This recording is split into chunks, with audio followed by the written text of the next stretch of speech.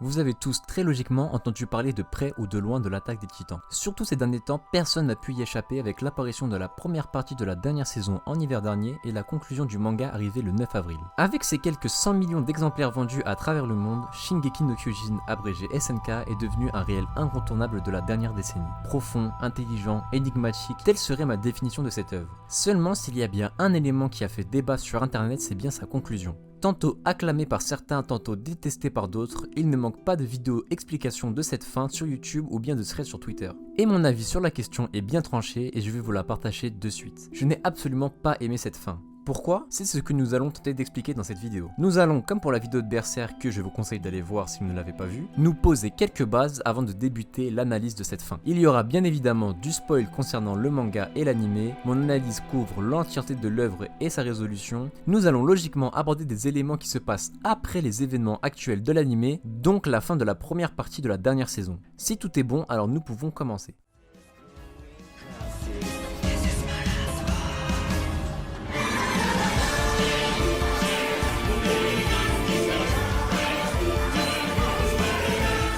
Afin de comprendre au mieux mon propos, nous allons devoir revoir ce qu'il y a de plus profond, de plus basique, c'est-à-dire la nature du manga, de la narration et de l'art. Je perçois bien évidemment le manga comme un art, et je perçois l'art comme un moyen de partager un point de vue, un sentiment, un ressenti sur le monde et sa compréhension. Que ce soit philosophique ou pas d'ailleurs, ça peut bien être juste des faits réels par exemple. Et sur des œuvres narratives, tout cela me captive encore plus car nous donnons une forme à notre art. Les sujets, les thèmes, le fond se racontent sous forme de récits, ce qui nous permet de traiter d'un sujet de façon plus intelligente et structurée, lui donnant encore plus de profondeur. SNK pour moi c'était vraiment à la limite de l'excellence en termes de narration. Même si ça ne traite pas spécialement du sujet rarement abordé mais de sujets plus ou moins communs comme le bien, le mal vaut-il être exécuté ou vécu pour le bien et surtout à quel point le mal est-il tolérable pour en arriver au bien. Nous avons aussi des questions typiques sur la liberté comme ma liberté a-t-elle comme limite la liberté des autres et encore plein d'autres sujets autour de la liberté. C'est selon moi les plus grandes thématiques abordées dans SNK. L'œuvre en plus de ça arrive parfaitement grâce à ses multiples foreshadowing maîtrisés à changer son intérêt et son propos à plusieurs reprises dans le manga, ce qui lui donne un niveau de relecture, de longévité et de maîtrise sublime.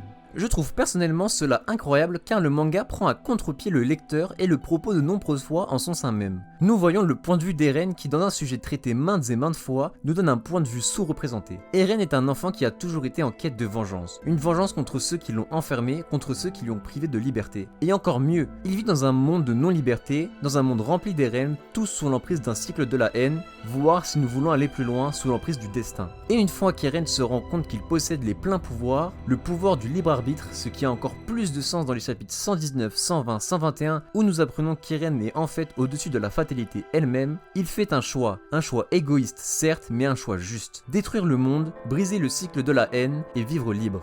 Reprendre à la vie tout ce qui lui a été privé. Et j'adore ce point de vue. Ça me touche, ça me choque, ça me parle. J'ai beau avoir vu beaucoup d'œuvres, rares sont celles avec autant d'audace et de traitement aussi particulier.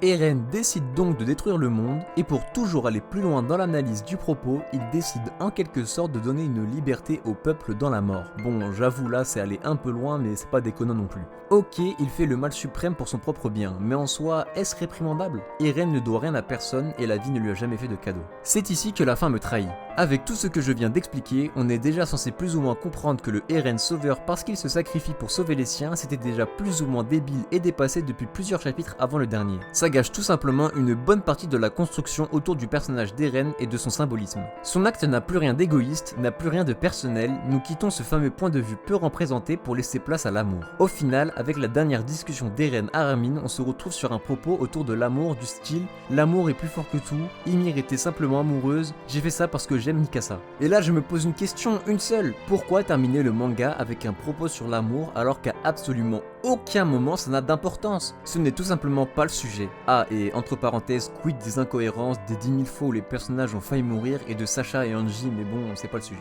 Je vis ce dernier chapitre comme une réelle trahison. À absolument aucun moment dans le manga, on a un propos autour de l'amour, alors pourquoi le manga se finit sur un pseudo l'amour est plus fort que tout, surtout que ça ne résout que la moitié des problèmes, comme la fin des Titans, comment, pourquoi, et au final la guerre est toujours présente. Mais le pire, et ça c'est vraiment ce qui me perd le plus, à la fin de toutes ces explications, nous finissons avec Eren devenu un oiseau, comment, mais surtout et surtout, pourquoi avoir donné à Eren la forme d'un oiseau, donc l'animal le plus libre si c'est pour au final avoir fait un détour par l'amour. Je ne comprends absolument pas cette fin. Alors oui, l'oiseau est l'animal le plus libre, oui, le comparatif est beau, mais alors s'il se transforme en une sorte de métaphore de la liberté, c'est que quelque part c'était bel et bien le propos, l'intérêt. Alors pourquoi, au beau milieu du dernier chapitre du manga, nous nous retrouvons sur une sorte de symbolique autour de l'amour? Si je résume bien, nous passons 138 chapitres sur un sujet pour au final bifurquer sur les 30 premières pages du dernier chapitre sur un autre? Sur l'amour et l'amitié? À aucun moment ça n'a été le propos. Et là, le problème n'est pas un réel problème de forme, non, c'est un problème de fond. S'il y a bien un comparatif que je fais avec cette fin, c'est bien celle de Game of Thrones. Je m'explique. Game of Thrones a extrêmement déçu ses spectateurs sur la dernière saison, les événements arrivant beaucoup trop vite et précipitant la chute des intrigues et de la série.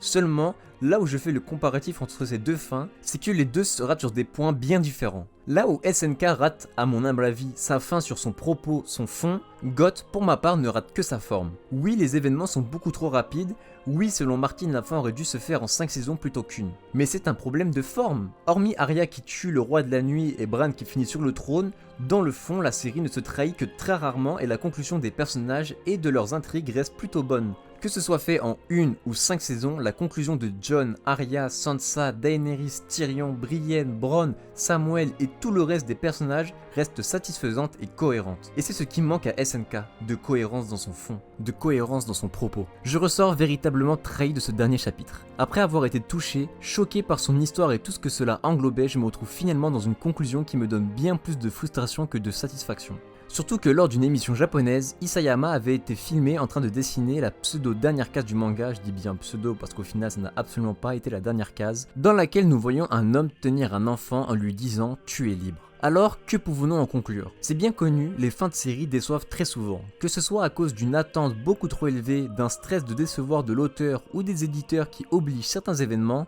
la fin d'une œuvre narrative est un exercice bien compliqué. Elle doit conclure et satisfaire tout en surprenant le public. Isayama expliquait dans une interview ne pas vouloir faire une fin décevante comme celle de GOT. Devant l'ampleur que prenait son manga, ne s'est-il pas enfermé dans une bulle, dans un stress de devoir rendre une conclusion plaisante pour la majorité des lecteurs, l'obligeant peut-être à devoir changer sa fin, faisant de lui tout ce que son personnage principal Eren déteste, un homme enfermé par le destin qui lit toutes ses fins de série. Voilà, merci beaucoup d'avoir suivi cette vidéo. J'ai essayé comme pour la vidéo sur Berserk de faire une analyse courte en me focalisant sur un point de vue narratif et scénaristique. N'hésitez pas à donner vos avis dans les commentaires, à lâcher un pouce bleu pour me soutenir, à vous abonner à la chaîne YouTube pour toujours plus de vidéos, à vous abonner à mon compte Twitter pour suivre l'actu de la chaîne et des lives, et du coup abonnez-vous à la chaîne Twitch, tout ça c'est en description. Merci encore à vous et salut!